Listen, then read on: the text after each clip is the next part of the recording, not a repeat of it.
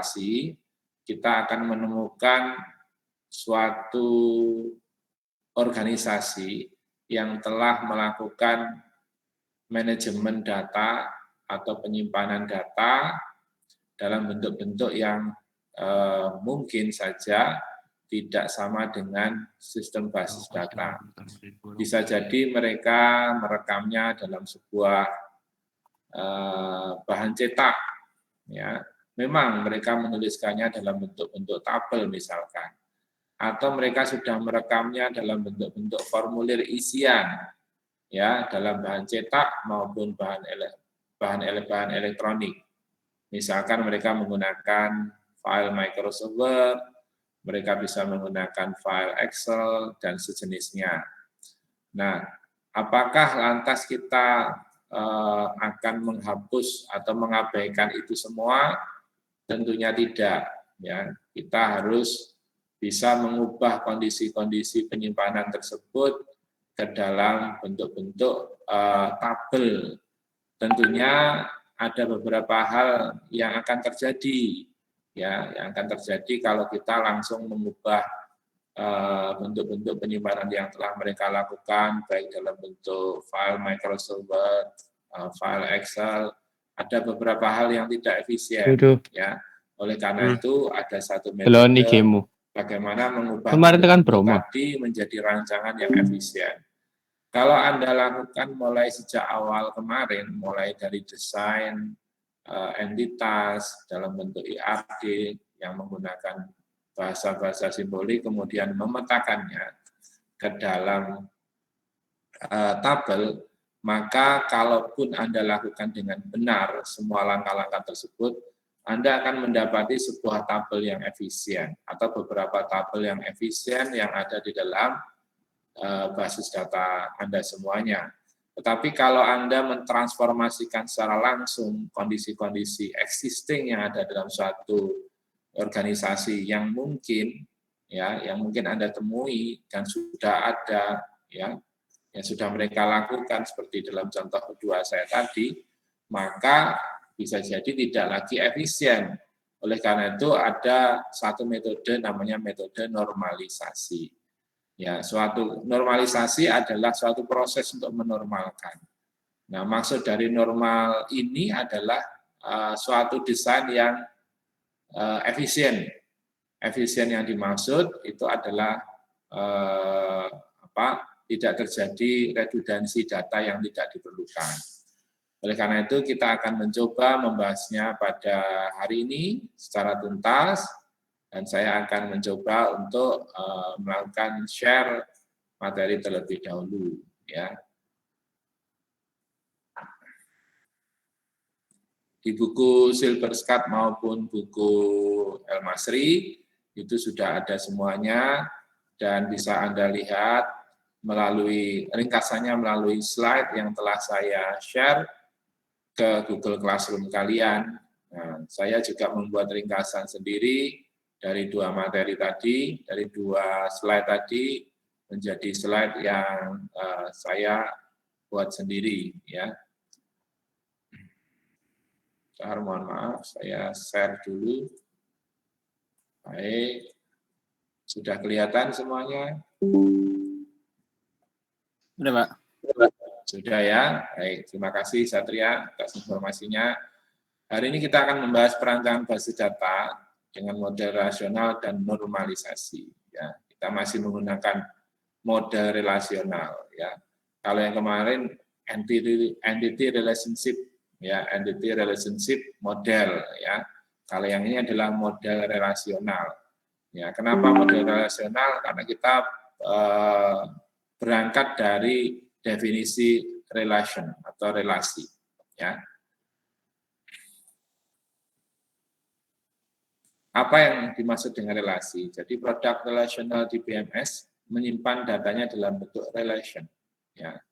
Jadi relation ini adalah suatu jenis tabel dengan ciri khusus. Ya.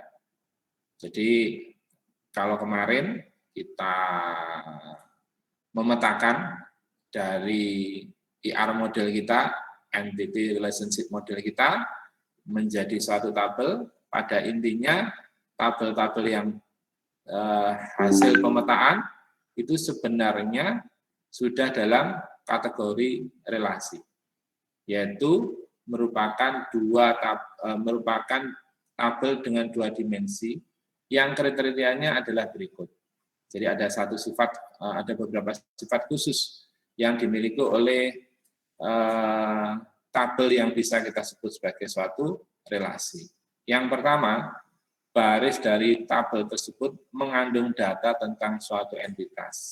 Ya, jadi satu baris di dalam suatu tabel yang bisa kita sebut sebagai relasi itu menginformasikan tentang suatu entitas tertentu. Sebagai contoh, customer. Baris tersebut menceritakan bagaimana customer itu memiliki sifat, mulai dari mulai dari nomor customer-nya atau nomor identitas customer, nama customer, tempat tinggal customer, kota customer, dan lain sebagainya. Jadi satu baris pasti akan mengandung data tentang suatu entitas. Sedangkan kolom itu terdiri dari data mengenai atribut suatu entitas. Jadi kolom-kolomnya itu mewakili atribut atau aksesoris, ya, atau informasi tentang informasi rinci tentang suatu entitas. Jadi kolom-kolomnya mewakili suatu atribut, ya, suatu entitas. Sel-sel di dalam tabel menyimpan suatu nilai yang tunggal. Jadi sel yang ada di dalam tabel, di dalam suatu relasi, itu harus menyimpan nilai tunggal. Tidak boleh ada yang memiliki nilai ganda. Semua masukan pada suatu kolom adalah sama jenis. Jadi kolom yang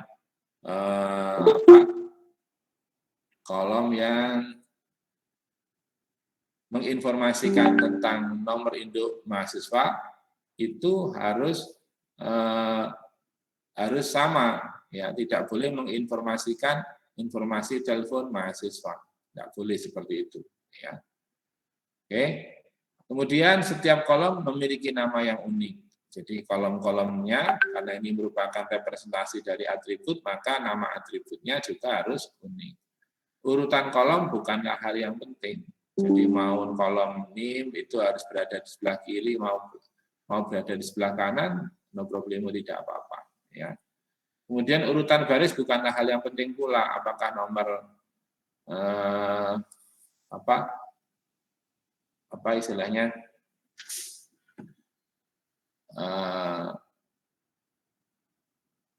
apakah nomor induk mahasiswa yang pertama harus berada pada baris pertama atau baris tertinggi? Tidak, ya. Jadi urutan baris bukanlah hal yang penting. Dan tidak ada dua kolom yang boleh identik. Jadi isinya nggak boleh sama persis.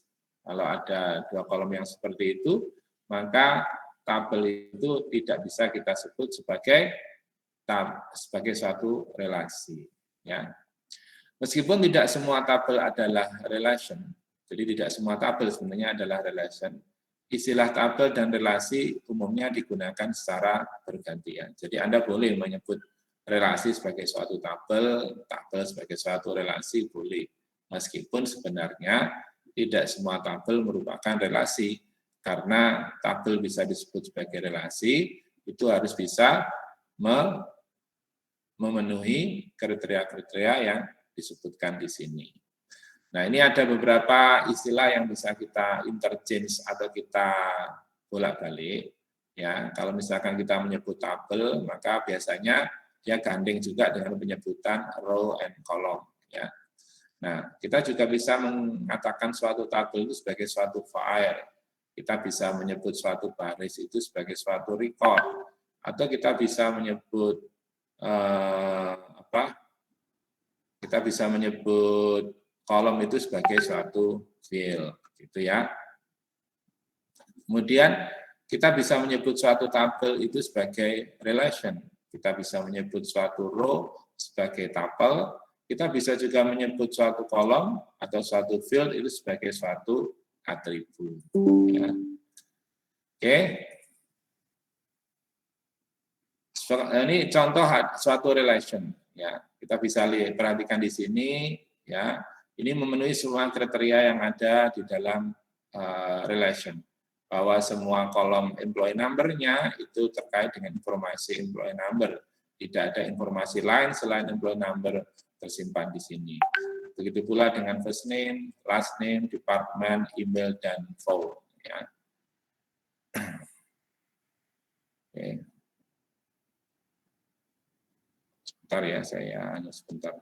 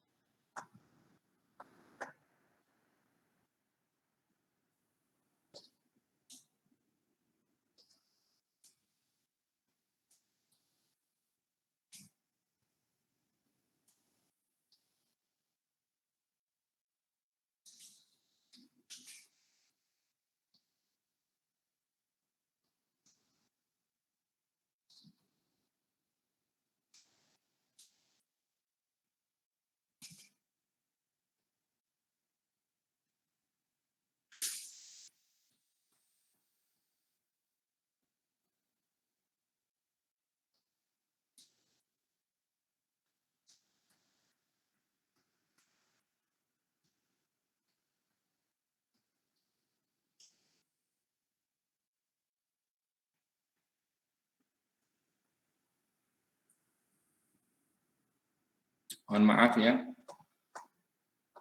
Yang ini berikutnya,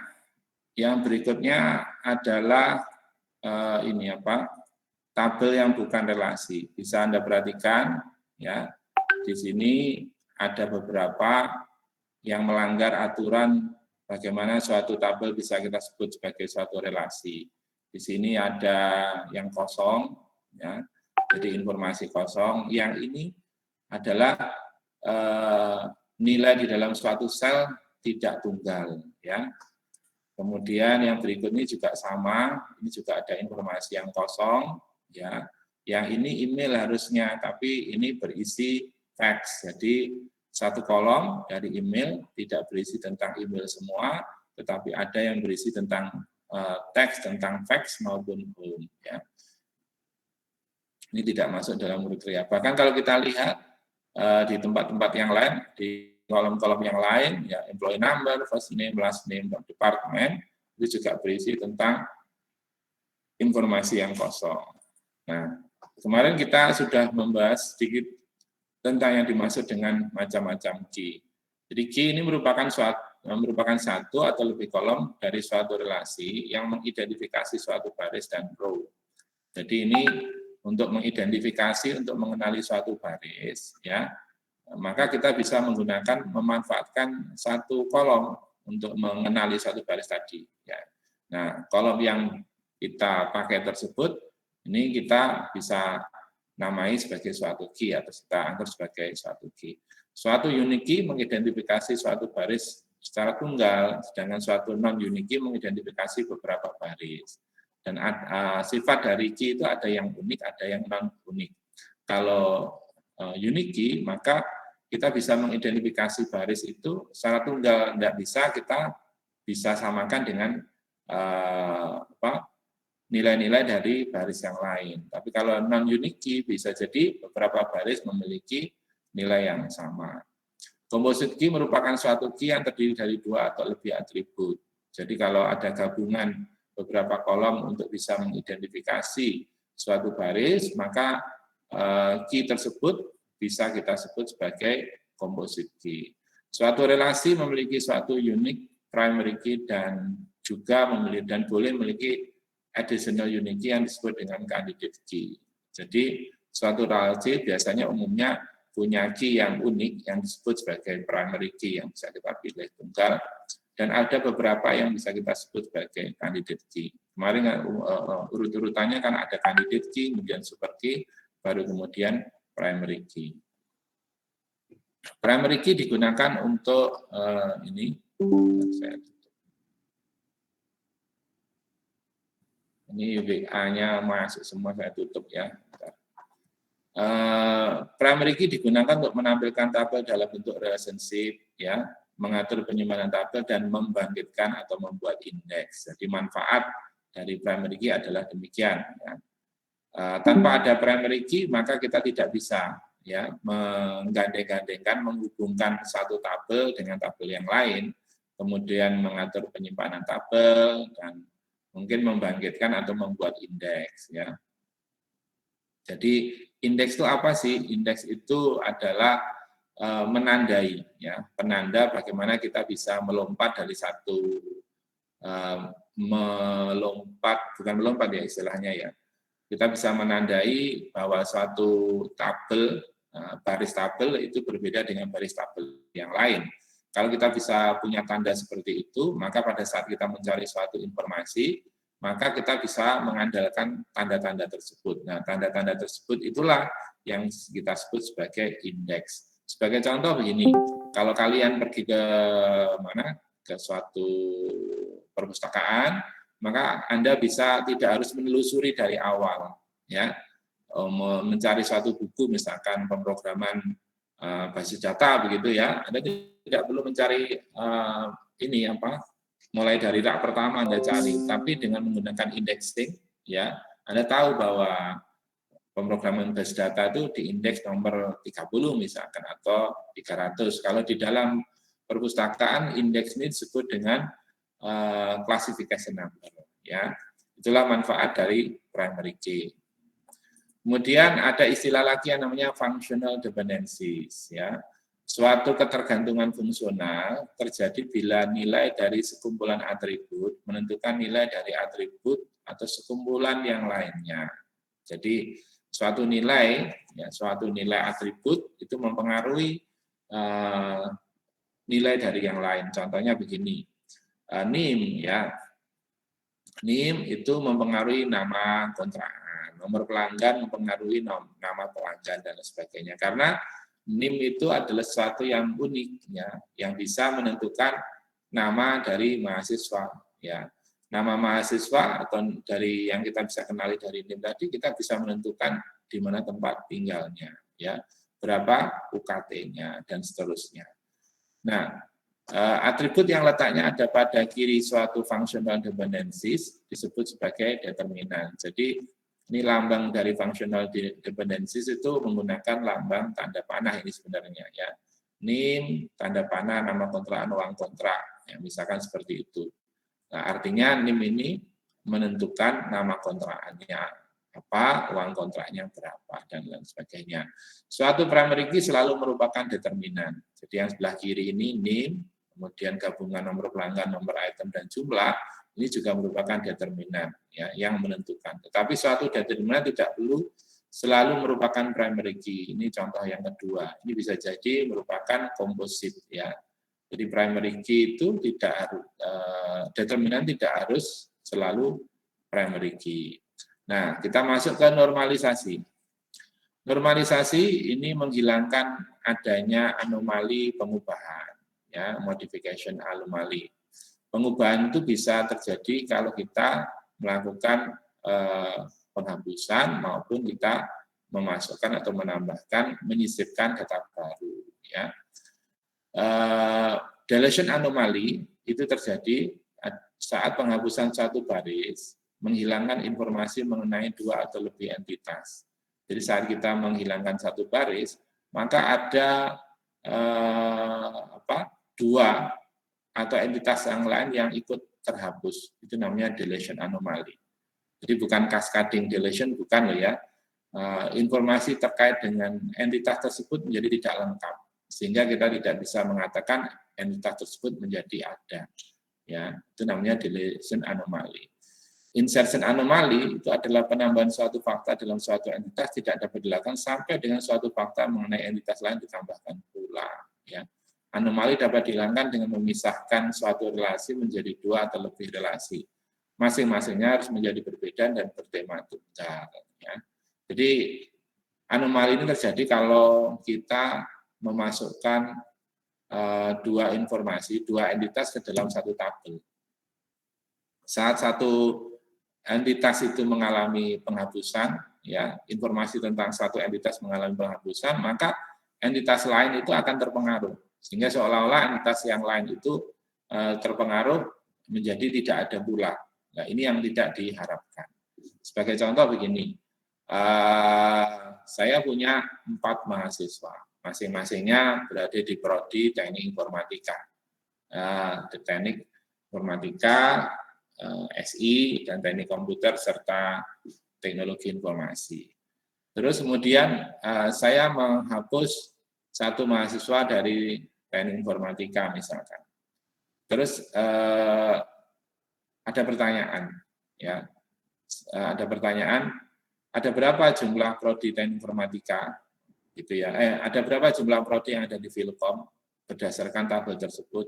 Maka Anda akan menjawab ada 3. Ya, karena teknik informatikanya sudah dihapus mahasiswanya. Padahal menghapus mahasiswa yang ada di teknik informatika tidak serta-merta menghapus atau menghilangkan prodi yang ada di Fakultas Ilmu Komputer. Seperti itu kejadiannya kalau terjadi deletion anomaly. Solusinya bagaimana? Solusinya informasi tentang prodi itu harus bisa dipisah dengan informasi tentang mahasiswa. Ya, nah kita bahas. Ya. Nah, memisahkan suatu relasi akan menciptakan suatu referential integrity constraint. Jadi dengan memisahkan antara prodi dan mahasiswa tadi, maka akan menciptakan batasan integritas, ya, batasan integritas yang menghubungkan antara informasi prodi dan informasi mahasiswa. Yang menghubungkan apanya? Pasti ada salah satu atribut yang bertindak sebagai primary key yang akan dirujuk oleh entitas lain. Ya, dalam hal ini karena informasi antara prodi dan mahasiswa, maka yang dirujuk itu adalah kode prodinya. Kode prodi akan dirujuk oleh mahasiswa, ya, oleh mahasiswa sebagai referential integrity constraint. Ada batasan integritas referensial. Biasanya kalau di dalam bahasa database, kolom yang seperti itu, kolom yang merujuk pada kolom lain disebut dengan foreign key, ya.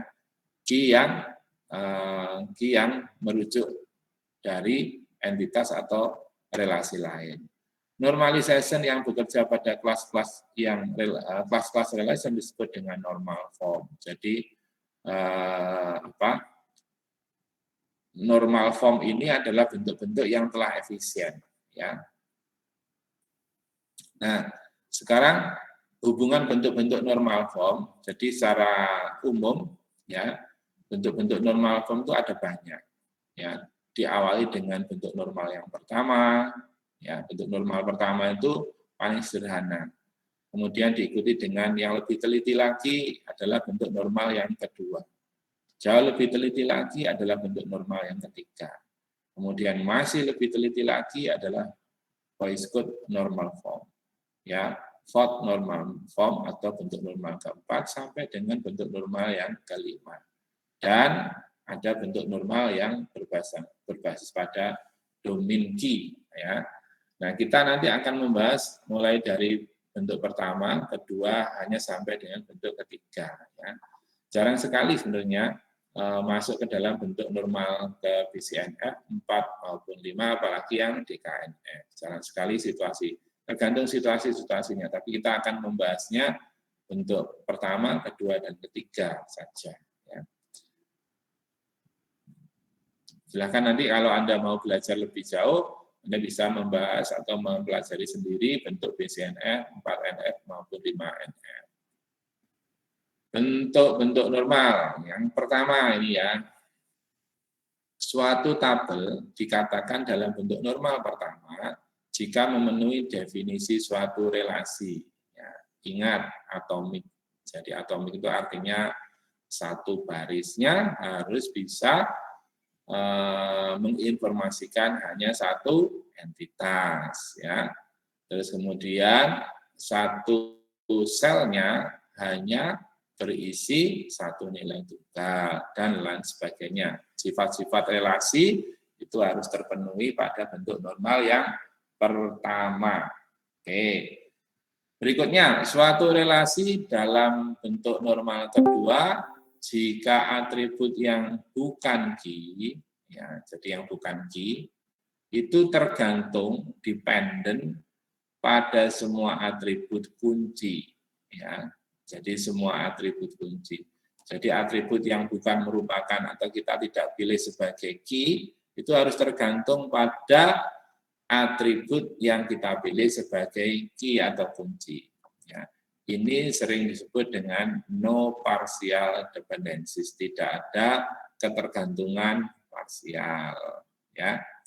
Jika suatu relasi memiliki atribut key yang tunggal, secara otomatis relasi tersebut sudah dalam bentuk normal kedua, ya, sudah dalam bentuk normal kedua.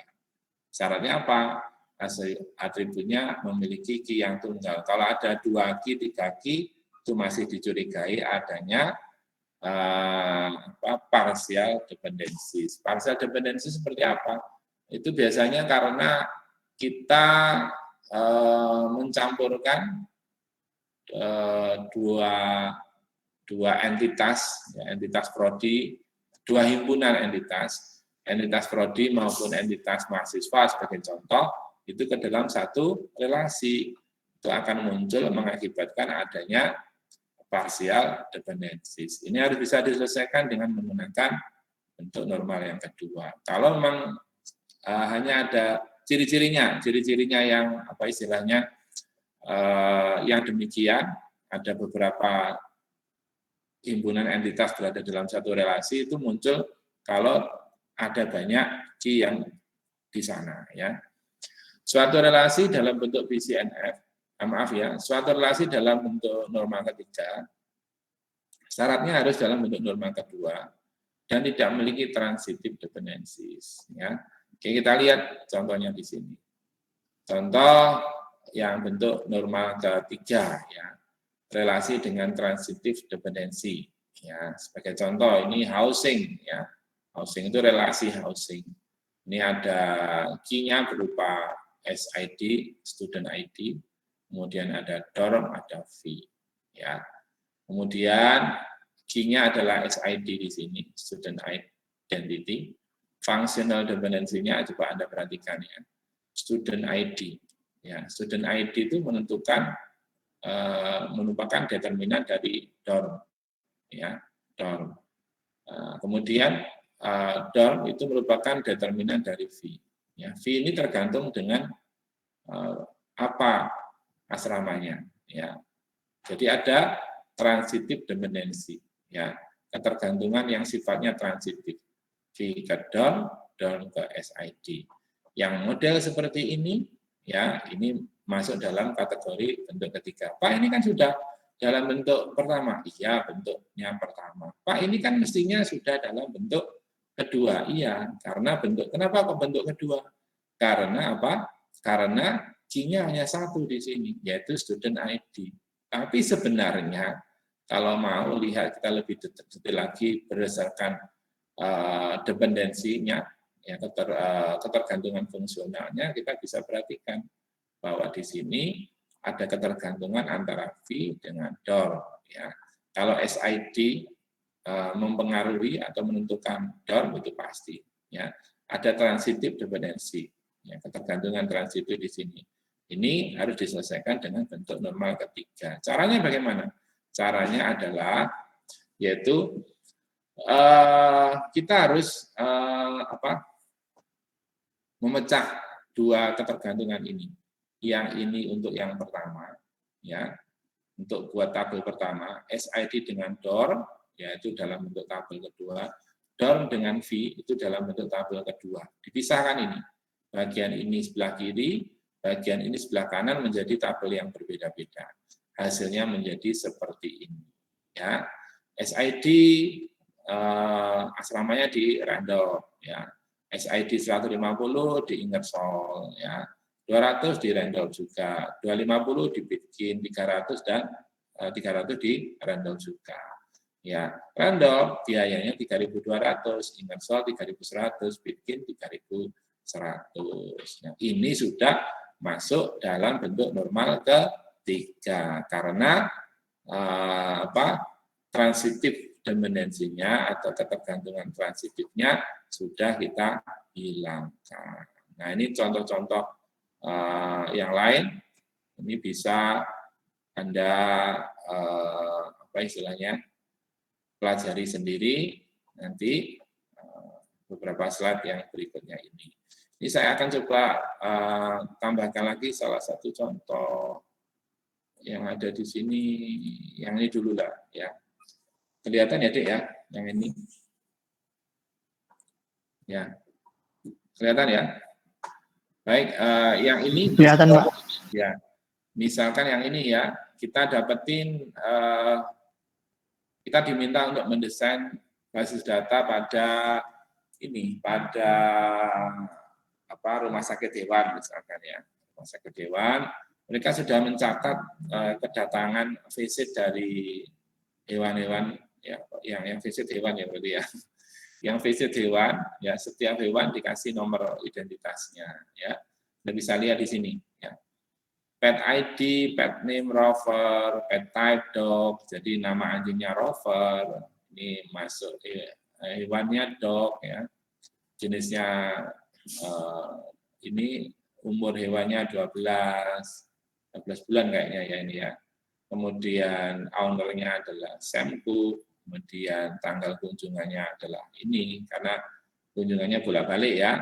Kemudian prosedurnya apa yang dilakukan di setiap kunjungan ini. Ada vaksinasi rabies, ya, ada perawatan luka, kemudian heartworm test, ya, untuk tes worm itu cacing ya.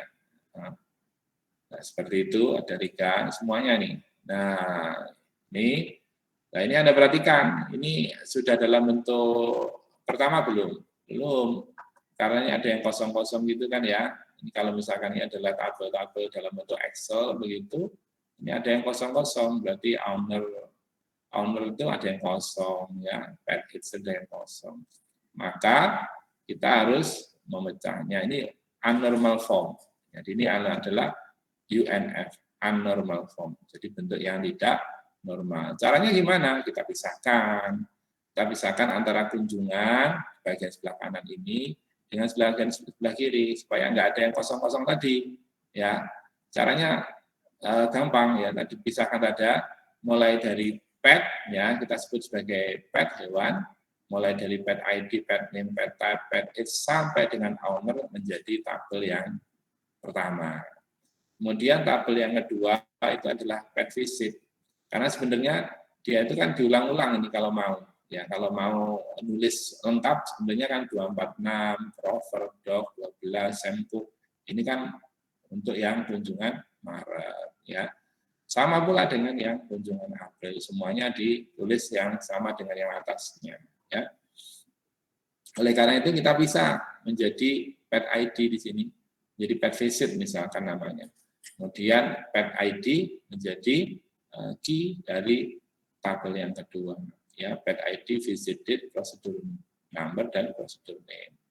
Nah, Anda perhatikan lagi lebih jauh, ya ada partial dependencies sebenarnya, ya ada partial dependencies karena di sini sebenarnya ada key, ya di sel ini ada key apa? Key yang mengidentifikasi tentang prosedurnya. Nah, seperti itu tidak boleh, ya tidak boleh. Seperti itu tidak boleh, maka kita harus memecahkan di bagian ininya. Di bagian ini kita pecahkan menjadi tabel lain. Ya, tabelnya namanya adalah tabel prosedur. Yang 01 ini 10, 05 dan seterusnya ini menjadi prosedur number. Kemudian tabel dari prosedurnya adalah prosedur number dan prosedur name untuk atributnya. Nah, kita akan merujukkan tabel visit, ya pet visit dengan tabel prosedur, yaitu pada key yang dimiliki oleh prosedur number ini. Ya, menjadi seperti ini, pet visit, pet ID, visit date, dan prosedur number sebagai kolom-kolomnya. Jadi ada pet ID-nya yang ada di sini, kemudian visit date-nya, kemudian prosedur ID-nya atau prosedur number-nya apa, ya. Seperti itu. Nah, ini sudah masuk dalam bentuk normal pertama, kedua, dan kebetulan ini akan sama dengan bentuk normal ketiga kalau solusinya seperti ini. Itu adalah contoh yang lain bagaimana kita bisa menerapkan normalisasi pada tabel-tabel yang sudah kita dapati, ya muncul di dalam suatu organisasi yang akan kita buatkan sintesis data.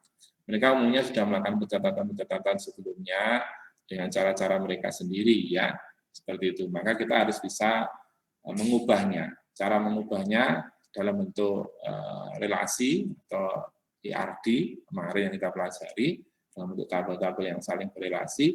Maka kita harus menggunakan suatu tools, alat bantu atau metode, yaitu namanya normalisasi.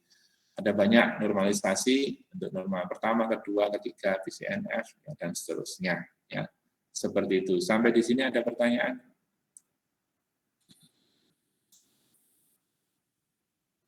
Tidak ada? Atau masih bingung? Tidak ada ya? Oke, ada, tidak apa-apa. Ini ada satu contoh lagi. Ya. Satu contoh lagi, contoh kedua. Ini kita masuk ke animal hospital. Ini di bagian pembayarannya ini ya, di bagian Hilltop Animal Hospital Januari 13 2002. Invoice number-nya 987. Nah, ini biasanya ada di stroke ya, stroke yang dibayarkan ya, dibayarkan ke pemiliknya ya. Ini dibayarkan ke Mr. Richard Cook ya. Alamannya adalah 123 District My City Ontario. Ini kode posnya misalkan. Fact-nya adalah Rover Morris, keren ya, Rover dan Morris ya. Prosedurnya adalah vaksinasi rabies keduanya. Ya.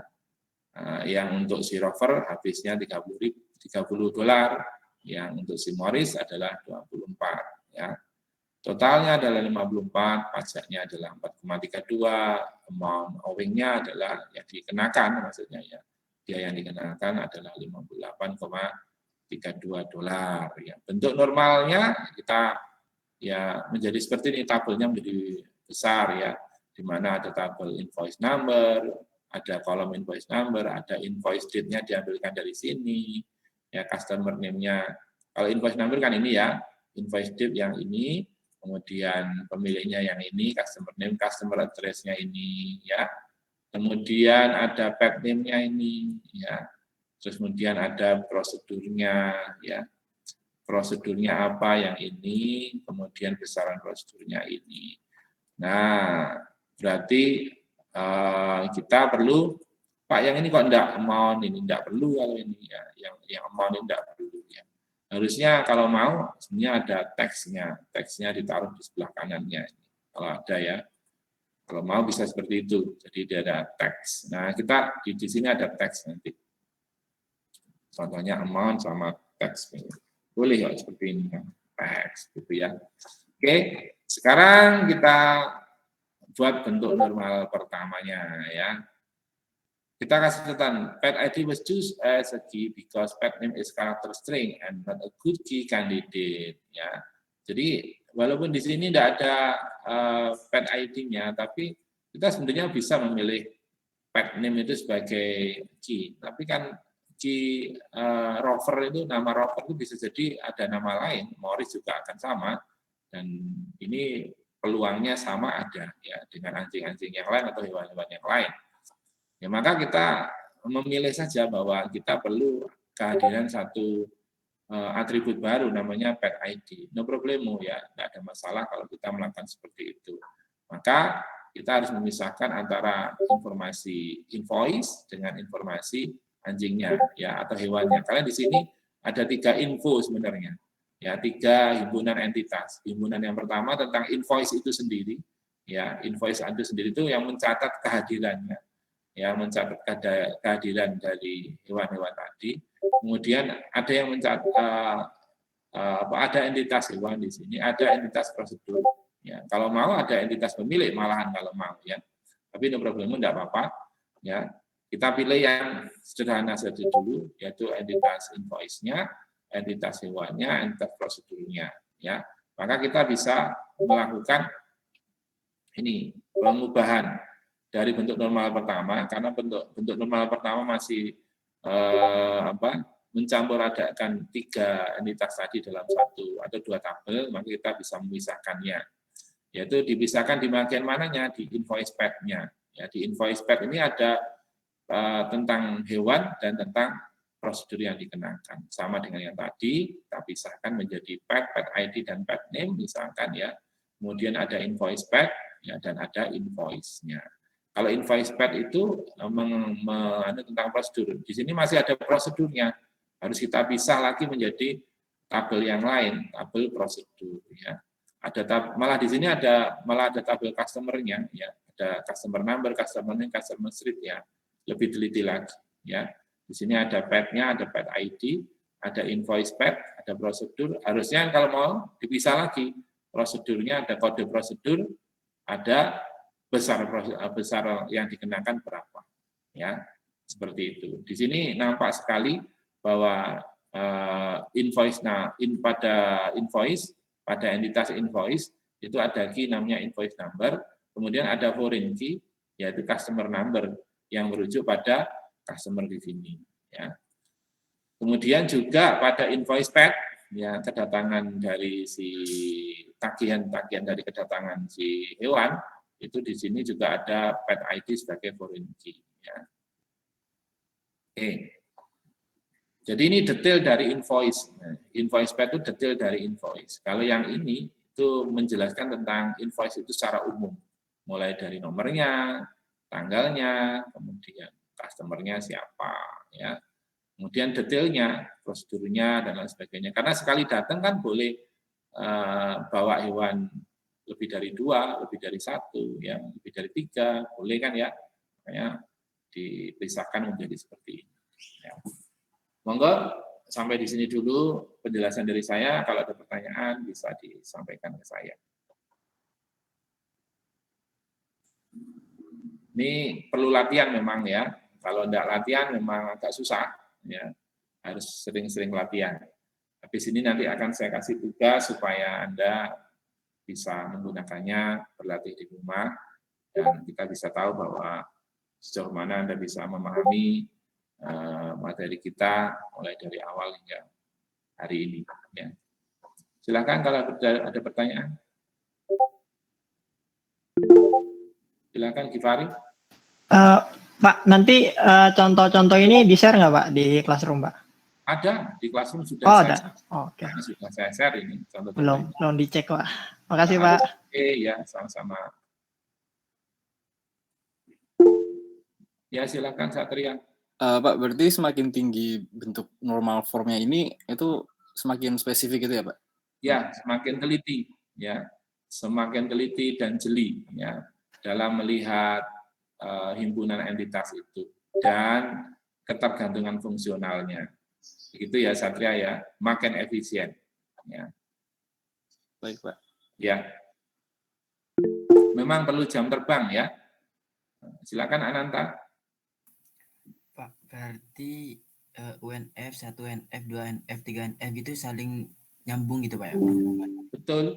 Jadi ini bentuknya adalah tahapan ya. UNF itu bentuk aslinya yang bentuk tidak dinormalkan. Jadi kalian dapati dari form-form atau penyimpanan-penyimpanan yang dilakukan oleh organisasi atau stakeholder Anda atau customer Anda, yang misalkan Anda nanti sebagai seorang developer software gitu ya, maka UNF ini adalah bentuk yang didapati dari mereka sebenarnya.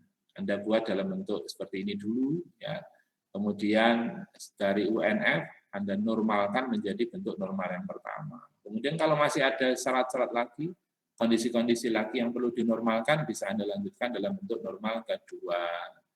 Anda lanjutkan lagi dalam bentuk normal ketiga, ya seperti itu. Ya syaratnya tadi bentuk normal kedua kalau masih ada partial dependency. Ya, partial dependency itu kalau ada himpunan entitas yang bareng masuk dalam satu relasi, ya terinformasikan dalam satu bentuk tabel, itu harus Anda pisah dulu, ya. Nah, akhirnya menjadi bentuk normal kedua. Kalau masih ada transitive dependency, ketergantungan transitif, maka Anda harus memisahkannya menjadi bentuk normal ketiga dan seterusnya, begitu ya. Ya, memang saling terkait. Ya. Oke, sudah cukup? Ananta? Cukup Pak, terima kasih Pak. Ya, mungkin kalau ada yang lain bisa ditanyakan ke saya. Baik, kalau tidak ada, ya saya stop presentasi saya. Semua materi sudah saya masukkan ke dalam Google Classroom. Anda bisa lihat dan pelajari kembali. Kalau ada pertanyaan silahkan disampaikan ke saya atau melalui ketua kelas. Ketua kelasnya kemarin siapa ini? Saya lupa. Belum dipilih ya? Oh ya, Muhammad Ilham Hakim ya. Oke. Nah.